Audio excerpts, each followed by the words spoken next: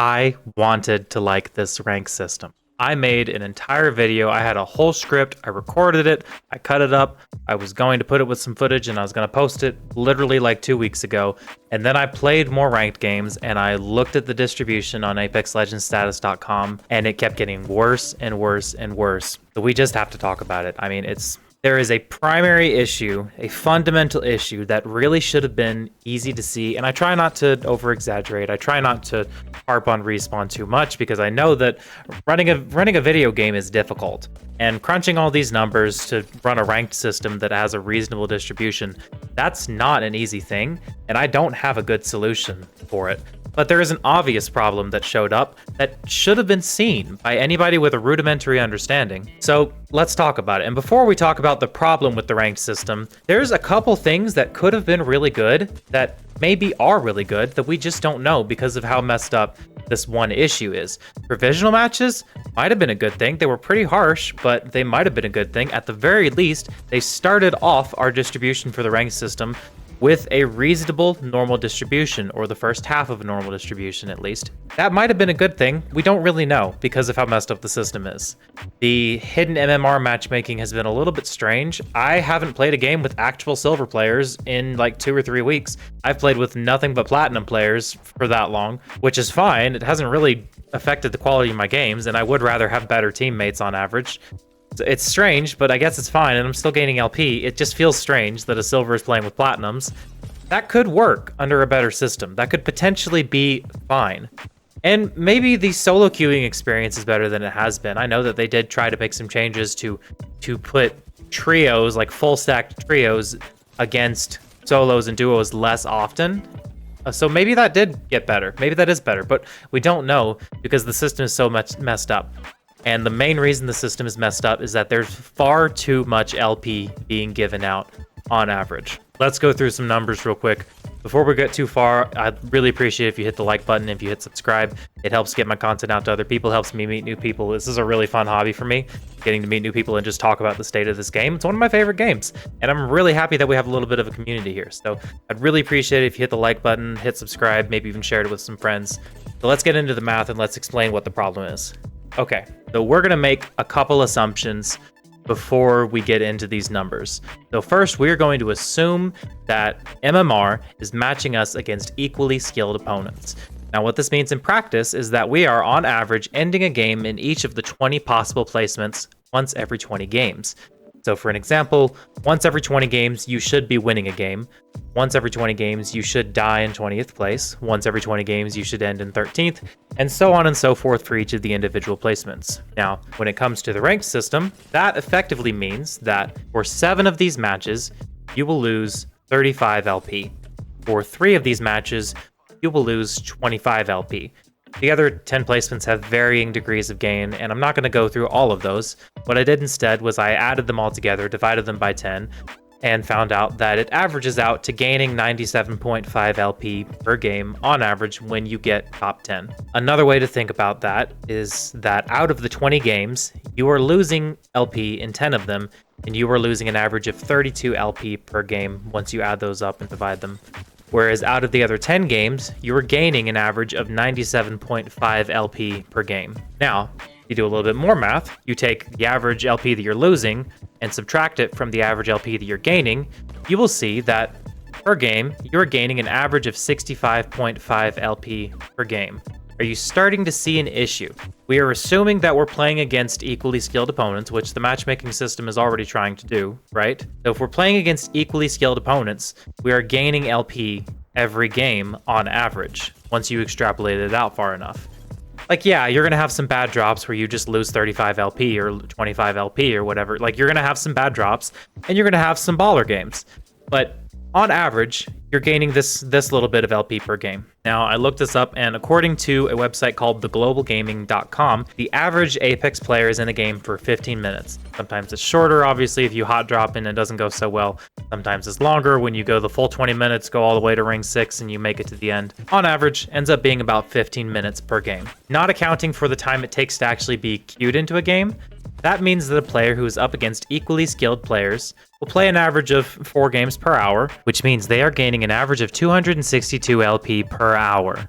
are you starting to see an issue? This means, assuming that the matchmaking system is good at what it does and is matching people against equally skilled players, assuming that's true, that means you are going to be gaining 262 LP per hour when you play. If you play for 4 hours in a day, you're gaining over 1,000 LP on average every 4-hour session.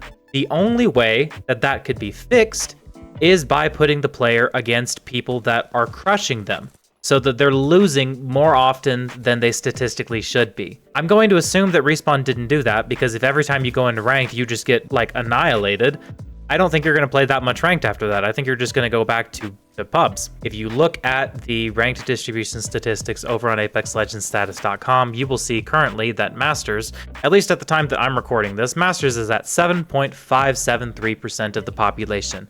That means that it has more people in it than any of the other ranks in the entire distribution, and more Masters players than we have ever had, any season at all. It's literally insane. You will find somebody who is currently ranked Masters in nearly every single game you play, because that's how many there are. And guys, this was like 2% like 2 weeks ago. When I was trying to make this video, this was like 2%. And I was a little bit worried that it would grow linearly. I was worried that it would get to like 10% by the end of the season, and that'd be crazy. It's gonna shoot past 10% next week. It's probably going to shoot past 20% by the end of the season. That's how nuts this is. The other thing that I was worried about, since we have a system where on average you're gaining LP pretty much every game, that means that really your final rank is not a factor of your skill, it's a factor of your time played.